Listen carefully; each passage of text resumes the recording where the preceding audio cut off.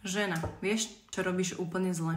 Za každým, keď ti napíše, že dnes večer mám čas, neprídeš ku mne? Ty všetko zahodíš.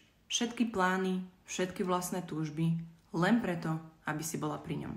A pritom celý týždeň nebolo ani chýru, ani slichu. Nikam ťa nezoberie.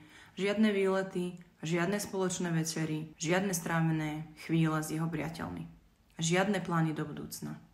Len pár hodín, keď to vyhovuje jemu. Možno ti hovorí, ale vieš, ja mám toho strašne veľa. A ja nie som na tie výlety. Dôležité je, že sme spolu. Alebo ešte nie je ten správny čas na to, aby si spoznala mojich priateľov. A ty si to ospravedlňuješ, presviečaš samu seba, že je to normálne. Keď s tebou trávi iba tak málo času, že to stačí aj tebe. Ale úprimne nestačí. Cítiš to v každej jednej sekunde, keď sa k nemu vezieš v piatok večer.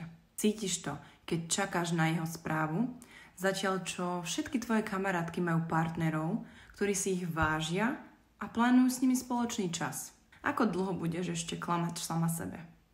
Ako dlho sa budeš uspokojovať s tým, že si len niekoho možnosť a nie priorita? Že tvoj čas je vždy k dispozícii, ale jeho čas nikdy nepatrí tebe. Čas ti uteká a ty vieš, že túžiš po skutočnom vzťahu. Takom, kde muž nemá len slova, ale aj skutky.